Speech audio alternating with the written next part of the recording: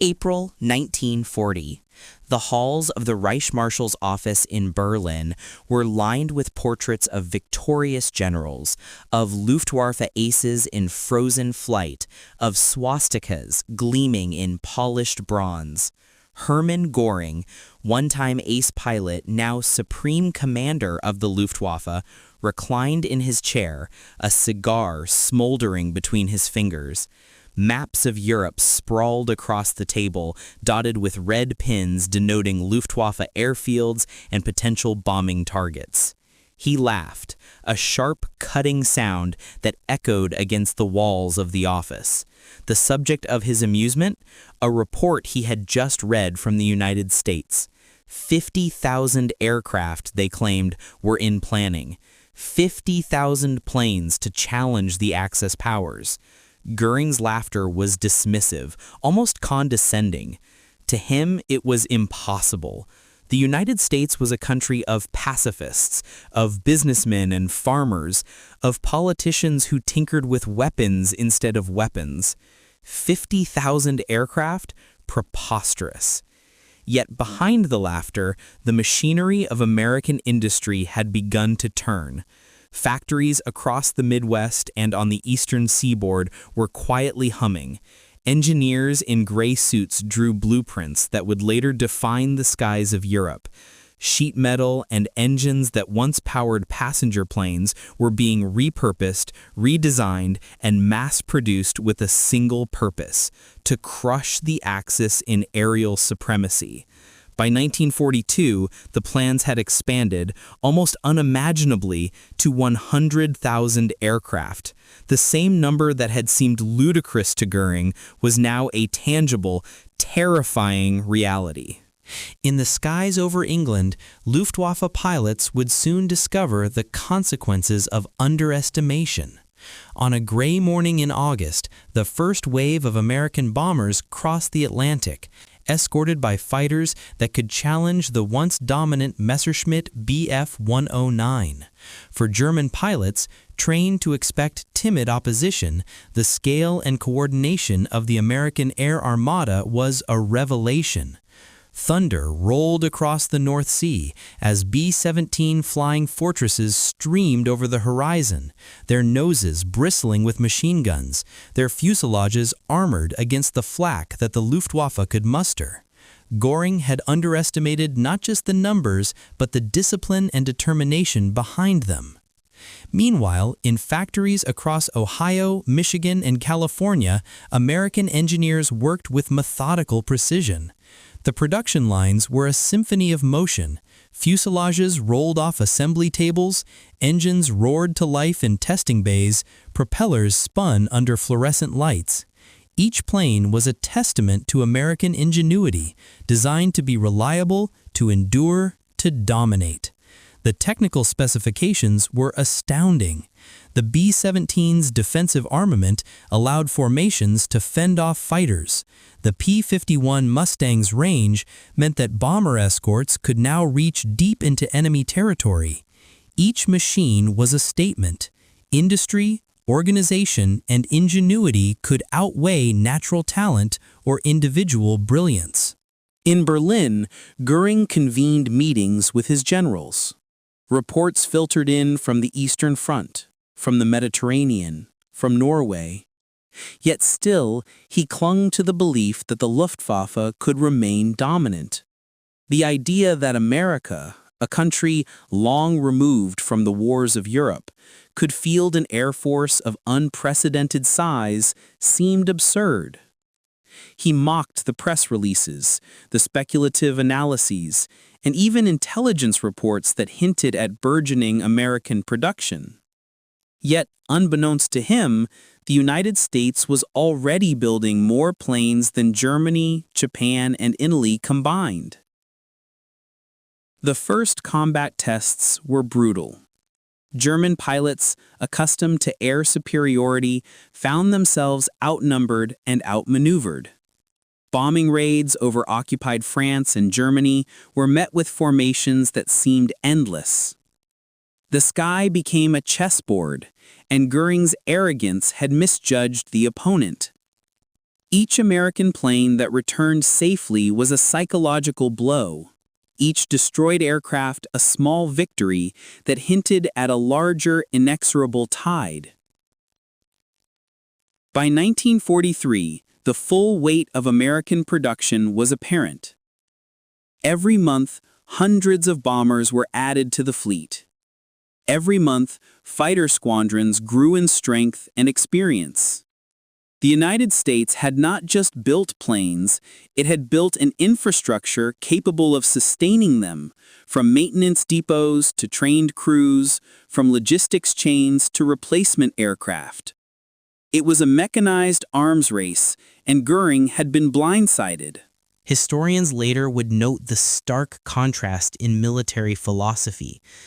The Luftwaffe had been built on the skill and initiative of individual pilots, on rapid tactical deployment, on daring maneuvers and audacious strikes. The American approach was industrial, methodical, and relentless. Precision and mass production replaced individual valor. In the skies over Europe, this difference would prove decisive. The turning point came during the raids on the Ruhr Valley. Hundreds of B-17s and B-24s, escorted by P-51s and P-38s, penetrated deep into German airspace. The Luftwaffe scrambled to meet them, sending waves of fighters into what would become a gauntlet of flak and defensive fire. Göring watched from his office as reports came in. Aircraft destroyed, crews captured, strategic targets hit with unerring accuracy. The laughter of years before had turned into disbelief. Technical mastery was only part of the story. Logistics, training, and doctrine amplified the effect of sheer numbers. American crews were rotated, rested, and trained rigorously. Each mission incorporated lessons from previous flights, each bombing run refined with meticulous attention to detail. Meanwhile, German resources were strained. Fuel shortages, pilot attrition, and aircraft maintenance challenges compounded the Luftwaffe's difficulties. What had seemed a minor statistical advantage now became overwhelming. By the winter of 1944, the effect was undeniable. The Luftwaffe no longer dictated the skies. American bombers struck with impunity, crippling industrial centers, rail networks, and military installations. Göring, once the proud architect of Germany's air dominance, had been outmaneuvered not by strategy alone, but by industrial might and technological innovation. The very planes he had mocked, the numbers he had deemed impossible, were now rewriting the course of the war. The story of 50,000 planes, laughed at by a proud marshal, became the story of 100,000 machines rising over the European theater. It was a testament to the power of preparation, to the fusion of engineering, logistics, and sheer human determination. Each bomber that crossed the Atlantic carried not just bombs, but the weight of a nation's resolve. Each fighter that escorted it represented the culmination of years of planning, of foresight that Göring's hubris had blinded him to. When historians reflect on these events, the lesson is clear: underestimation can be fatal. In the annals of aerial warfare, the American buildup remains unparalleled, not for any single technological breakthrough, but for the scale, consistency, and vision behind it. Göring's laughter, frozen in time, serves as a cautionary echo across generations. In the skies over Europe, it was silenced by the roar of engines, the rattle of machine guns, and the relentless approach of what once seemed impossible. The early months of 1942 revealed the scale of the American commitment. In factories once devoted to consumer products, assembly lines now hummed with military precision. Detroit, long famed as the heart of the automotive industry, had become the arsenal of democracy, a term coined by President Franklin D. Roosevelt, and it was no exaggeration. Each rivet hammered, each engine tested, was a step toward an Air Force larger than anything the world had ever seen. The B-17 Flying Fortress, once a prototype on a wooden test rig, rolled from the line in seemingly endless procession. Its 8.5 caliber machine guns, its bomb bays capable of carrying 4 tons of explosives, and its sturdy frame allowed formations to sustain punishment that would have grounded any German bomber. In parallel, the P-51 Mustang was quietly revolutionizing air combat. Its Rolls-Royce Merlin engine granted unprecedented speed and maneuverability, while the range of the aircraft allowed it to escort bombers all the way to targets deep within Germany.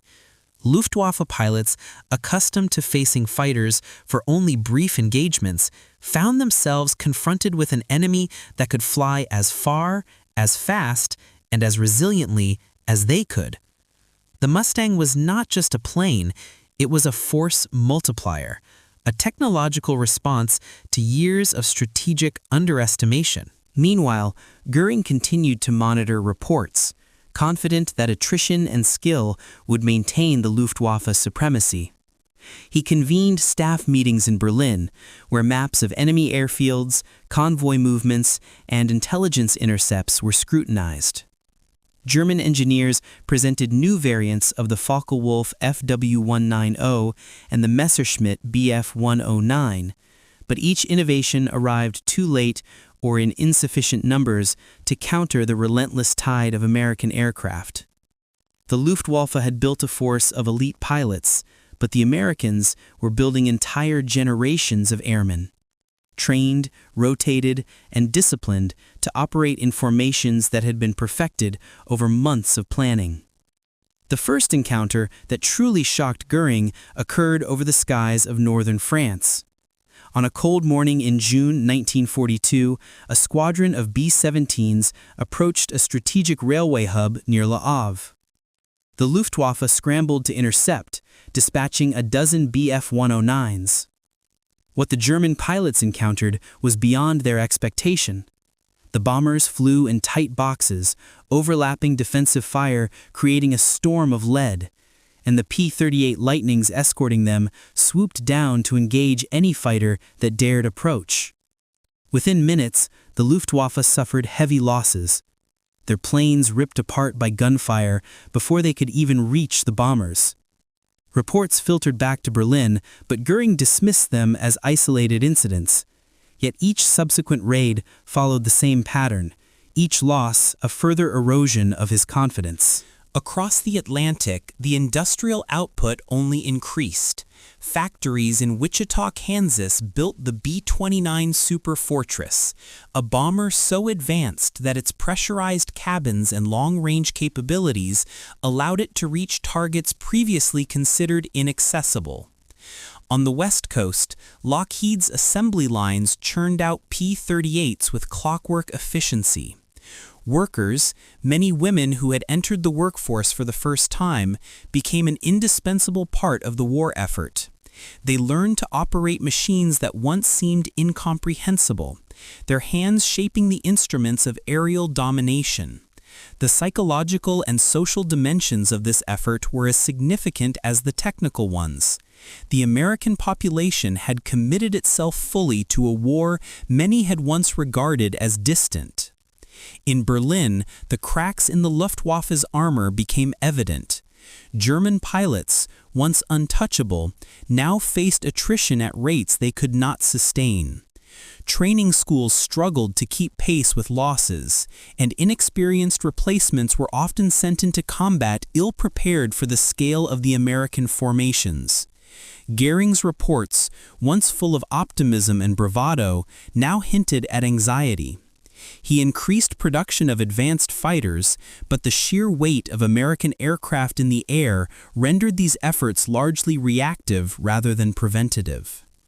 The Battle of the Ruhr in late 1943 highlighted the decisive impact of American production. Hundreds of bombers, escorted by P-51s and P-38s, attacked industrial complexes that powered the German war machine. Factories producing tanks, trucks, and ammunition were reduced to rubble, their chimneys toppled, their machinery twisted. Anti-aircraft defenses, once thought impenetrable, proved inadequate against the coordinated formations. Luftwaffe pilots reported seeing endless columns of bombers stretching from horizon to horizon, a vision so overwhelming that it inspired both awe and despair. Göring's predictions had failed. America had not merely built planes, it had built an unstoppable aerial juggernaut. The technical superiority of American aircraft was matched by strategic innovation. Bomber formations were constantly analyzed, with tactics refined to minimize losses and maximize destruction. Each raid incorporated intelligence from previous sorties. Flak concentrations, fighter patrols, radar stations, and weather patterns were all studied to ensure mission success.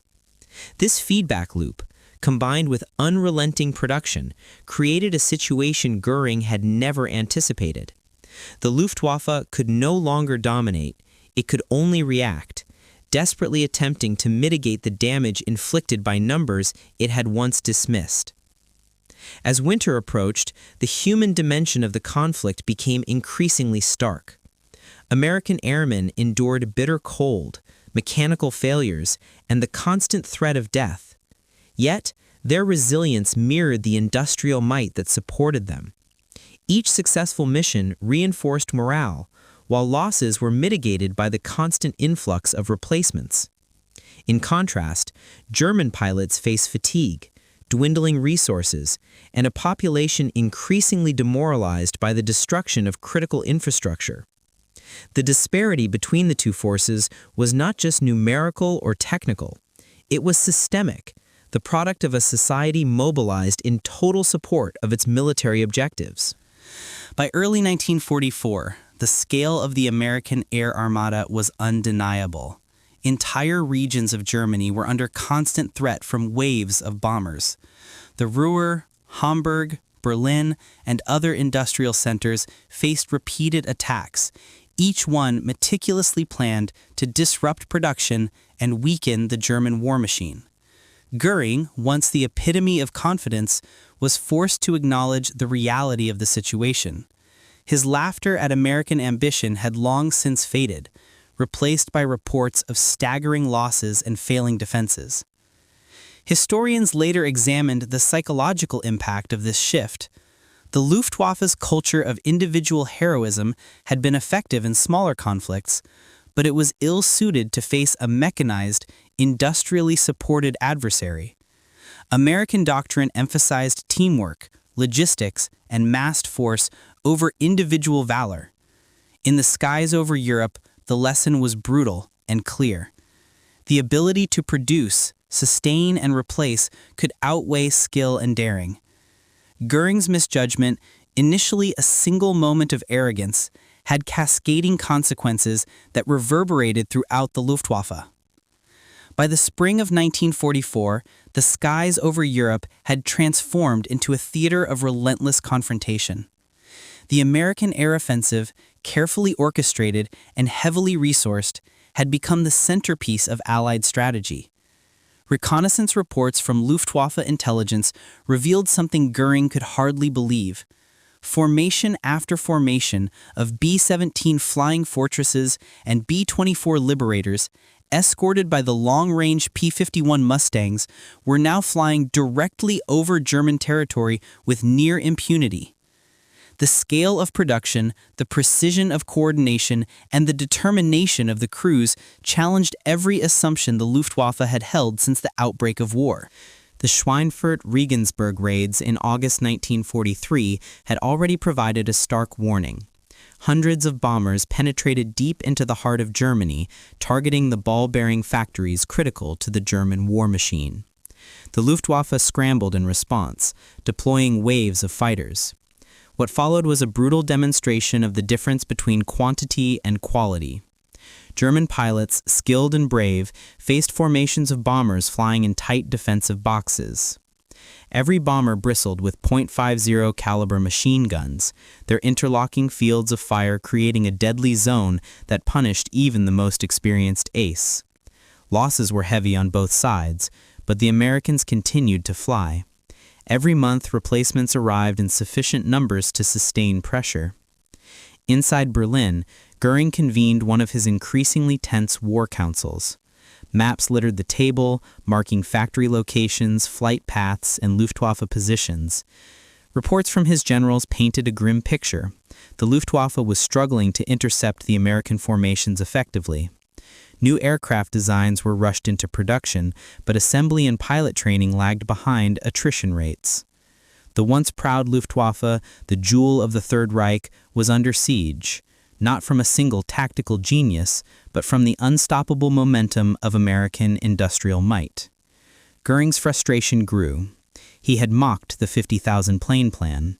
Now he confronted a reality of 100,000 planes, each a symbol of American ingenuity and relentless resolve. The individual stories of the pilots themselves highlighted the human dimension of this struggle. Lieutenant Karl-Heinz Becker, a Luftwaffe ace, had survived dozens of sorties over England and France. In his logbook, he noted the emergence of a new adversary, American formations that did not break, did not panic, and were supported by fighters whose endurance matched his own. Becker's comrades fell around him, and each encounter revealed the increasing gap between German tactics, once based on agility and daring, and the systematic, coordinated doctrine of the United States Army Air Forces. For the Americans, training and strategy were inseparable from production. Crew rotations, maintenance schedules, and mission briefings were executed with military precision. Engineers in Dayton, Ohio and Seattle, Washington constantly refined engines, avionics, and defensive systems. Bombers were not static designs. They evolved rapidly. The B-17, for instance, saw improvements in armor, gun placements, and engine reliability, all in response to Luftwaffe countermeasures.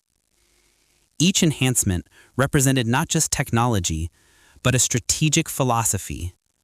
The United States would adapt faster than Germany could react. The P-51 Mustang, in particular, reshaped the aerial battlefield. Its long-range capabilities allowed it to escort bombers to targets deep within Germany, ensuring that formations faced reduced risk from enemy fighters. Luftwaffe pilots reported engagements where Mustangs arrived seemingly from nowhere, striking with speed and withdrawing before German aircraft could effectively respond. This tactical evolution, combined with sheer numbers, eroded the Luftwaffe's previous advantage in fighter-to-bomber ratios.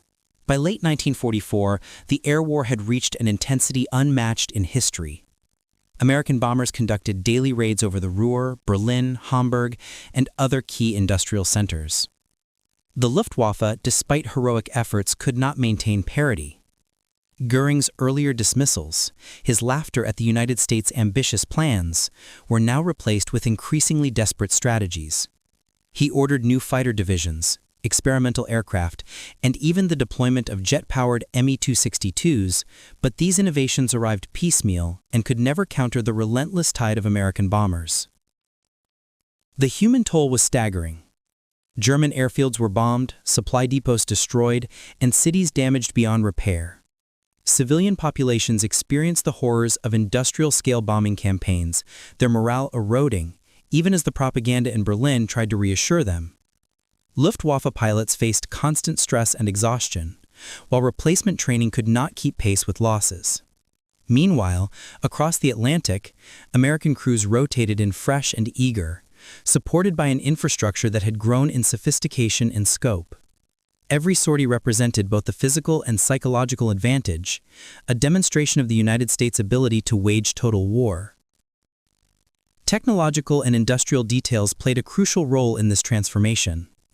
The B-29 Superfortress, introduced later in the war, represented a culmination of decades of aviation development. Pressurized cabins allowed crews to operate at altitudes previously inaccessible, while remote-controlled defensive turrets and massive bomb loads ensured both survivability and effectiveness. On the production side, plants in Wichita, Seattle, and Omaha operated on an assembly line model adapted from the automotive industry. producing planes at a rate that German planners could hardly fathom. Each aircraft represented not only engineering mastery, but the logistical capacity of a nation mobilized for total war. The Luftwaffe's response, although technologically impressive in moments, was overwhelmed by scale. The Me-262, the world's first operational jet fighter, could outpace any Allied piston-engine aircraft. Yet, it arrived too late and in too few numbers to alter the strategic balance. Fuel shortages, pilot attrition, and Allied air superiority in transit zones ensured that the jets often arrived too late, encountered overwhelming opposition, and could not influence the course of the campaign. Göring's hubris, once a source of pride, now manifested as frustration and incredulity. He had dismissed American ambition, and in return, the skies over Europe had become a crucible that exposed every miscalculation. As the war approached its final months, the combined effect of strategy, production, and human resolve became undeniable. Cities lay in ruins, industrial centers crippled, and the Luftwaffe reduced to a shadow of its former self. Yet the story of 50,000 planes, once laughed at, had transformed into a narrative of 100,000 aircraft, each a testament to planning, foresight, and unyielding national will. American pilots flew with the knowledge that each sortie was part of a larger tapestry, each plane was a cog in a machine designed to overwhelm, and each mission reinforced the inevitability of victory. Göring's laughter, once the sound of derision, became a historical echo, a cautionary tale of underestimation and hubris. In Berlin, the Reichsmarshal's offices grew quiet, the maps and charts now a record of failure rather than triumph. Across the Atlantic, factories continued to hum, engineers continued to innovate, and crews continued to fly. The skies of Europe had been forever changed, not by one man's genius, but by the collective power of a nation mobilized with purpose and precision. By the summer of 1944, the skies above Germany were a crucible of attrition and endurance. American bomber formations, sometimes numbering over 500 aircraft, crossed the North Sea and penetrated deep into the Reich. Targets were carefully chosen: ball-bearing factories, aircraft assembly plants, synthetic oil refineries, and rail networks vital for troop movements. These missions were meticulously coordinated, not just for destruction, but for psychological impact. German cities braced as the distant droning of engines announced an approaching storm, a mechanical thunder that few could resist. One of the earliest significant raids in this period was the attack on Berlin in March 1944. Over 1,100 bombers, escorted by more than 700 fighters, raked the capital. Anti-aircraft batteries fired continuously, yet the precision and coordination of the Americans rendered many defenses ineffective. Bombers flew in staggered formations, overlapping fields of defensive fire ensuring mutual protection. The Luftwaffe, scrambling fighters in waves, encountered concentrated resistance from the escorting P-51s and P-38s, often suffering severe losses before reaching the bombers. Pilots like Oberlieutenant Heinz Long, a veteran of the Eastern Front, found themselves outmatched by sheer numbers and coordination. His logbook entries reflected frustration and exhaustion. "We can no longer control the skies. Every sortie is met with endless enemy formations. Our tactics are outdated, our resources insufficient." Meanwhile, across the Atlantic, factory production continued to surge. In Wichita, the B-29 Super Fortress assembly line operated on a scale unprecedented in aviation history. Pressurized cabins, remote-controlled defensive turrets, and massive bomb loads ensured that each aircraft could survive flak and fighter attacks while delivering destruction to previously unreachable targets. Seattle's Boeing plants churned out hundreds of aircraft monthly, while smaller facilities across the Midwest produced P-51 Mustangs, P-38 Lightnings, and B-24 Liberators.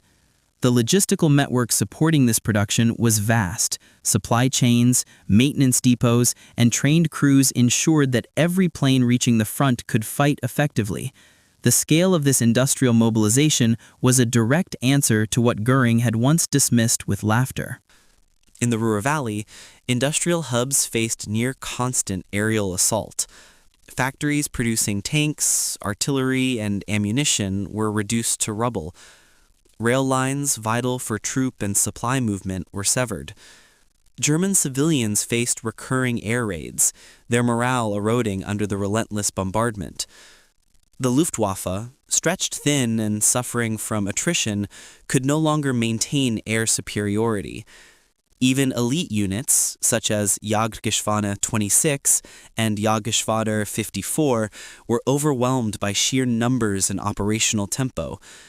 New aircraft designs, including upgraded variants of the FW-190 and Bf-109, arrived in limited quantities, unable to counter the relentless flood of Allied aircraft. The technical edge of American aircraft played a decisive role. The P-51 Mustang's long range allowed continuous escort deep into enemy territory, while the P-38 Lightning's speed and firepower disrupted Luftwaffe interceptions. Bombers, bristling with defensive armament, could repel fighter attacks more effectively than ever before. Each aircraft reflected not just engineering prowess, but strategic foresight.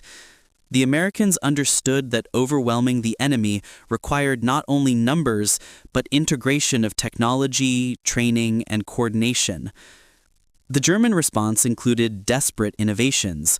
Jet-powered fighters like the Me-262 and Heinkel He-162 promised superior speed and firepower. Yet these aircraft were introduced too late and in insufficient numbers. Fuel shortages, lack of trained pilots, and mechanical teething problems limited their effectiveness. Often, jets were deployed piecemeal, encountering overwhelming formations of Allied bombers escorted by long-range fighters. The revolutionary design of these aircraft could not overcome the systemic advantages of American production and doctrine. Göring's arrogance, once a source of national pride, now compounded the Luftwaffe's failures. Personal accounts from American air crews revealed the human dimension behind these statistics. Lieutenant James Jimmy Caldwell, flying a B-17 over Hamburg, recalled the deafening roar of engines, the rattle of flak, and the constant presence of enemy fighters. His crew, trained to operate as a cohesive unit, relied on formation flying and defensive gunnery to survive. Despite heavy losses, each successful mission reinforced morale. The knowledge that the United States' industrial machine would replace planes and crews sustained both determination and courage. These stories highlight a stark contrast with Luftwaffe pilots who faced dwindling resources, overextended flight hours, and increasingly inexperienced replacements. The campaign against the German oil fields at Ploesti further illustrated the disparity. American bombers targeted refineries critical for fueling Germany's mechanized forces. Despite intense flak and fighter opposition, precision bombing significantly disrupted fuel supplies, crippling German mobility. Each sortie demonstrated the integration of intelligence, technology, and sheer production capacity. The Luftwaffe, even when concentrating elite units, could not prevent the destruction. Göring's initial dismissal of American capabilities had blinded him to the threat posed by the combination of industry, planning, and execution. By late 1944, the cumulative effect was undeniable. German airfields lay in ruins, production centers were crippled, and civilian morale eroded under sustained aerial pressure. The Luftwaffe's once dominant fighter wings were fragmented, suffering from high attrition and pilot shortages. Göring's proclamations of invincibility rang hollow as reports of lost aircraft, destroyed targets, and failed interceptions accumulated. The strategic initiative had shifted irrevocably. Even the most innovative German projects could not reverse the tide. The Me-262, while technically superior to most Allied fighters, was limited in operational use. Fuel scarcity, pilot inexperience, and Allied air superiority in the approach zones constrained its effectiveness. Attempts to introduce massed jet operations failed to materialize before the war's end. Similarly, the HE-162, conceived as a lightweight, rapidly producible fighter, arrived too late to influence the outcome meaningfully. Göring's mockery of American ambitions, once dismissed as folly, had given way to a strategic reality dominated by numbers, coordination, and sustained effort. The final months of the European air war underscored the consequences of underestimation. American bomber formations, often escorted by hundreds of fighters, conducted near-daily missions over German territory. The destruction of industrial infrastructure accelerated, while the Luftwaffe struggled to mount effective defenses. Cities including Dresden, Berlin, and Hamburg faced repeated bombardment, each mission coordinated to maximize both strategic and psychological impact. Air crews, both bomber and fighter, adapted constantly, refining tactics to counter German flak and fighter movements. The United States' ability to replace losses, train new crews, and maintain operational tempo ensured a sustained strategic advantage that the Luftwaffe could not match. In retrospect, the story of 50,000 planes, once laughed at by Hermann Göring, became the story of 100,000 machines reshaping the European theater. The American strategy combined industrial output, technological innovation, and disciplined execution, demonstrating a model of total war that Germany, with its reliance on elite skill and limited production capacity, could not replicate. Göring's underestimation of American capabilities, a seemingly minor lapse of judgment in 1940, had cascading consequences, ultimately undermining the Luftwaffe's ability to control its skies. Historians have emphasized the lessons of this period, that underestimating an industrialized opponent can be as fatal as tactical mistakes on the battlefield. That technical innovation alone is insufficient without integration into a coherent production and operational system. And that psychological factors, such as morale, endurance, and confidence, play as critical a role as machinery in determining outcomes. The United States' achievement was not the result of a single aircraft or a single mission, but of a sustained national-scale effort that combined technology, logistics, and human commitment. By May 1945, the Luftwaffe was largely neutralized.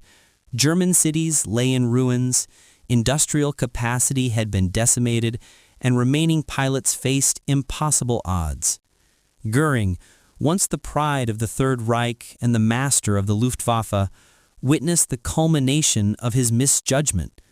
The laughter that had echoed in Berlin's halls at the thought of 50,000 American planes had long vanished. In its place was the undeniable reality, the industrial, strategic, and operational power of a mobilized United States had delivered aerial supremacy and played a decisive role in the Allied victory. The narrative of these events, recounted in meticulous detail by historians and documented in archives of both sides, illustrates the transformative effect of industrial-scale warfare. It is a story of numbers overwhelming skill, of foresight outpacing hubris, and of an entire nation's capacity for organization and execution eclipsing the assumptions of a proud marshal. The lesson endures. In modern warfare, preparation, coordination, and production can triumph where audacity alone cannot.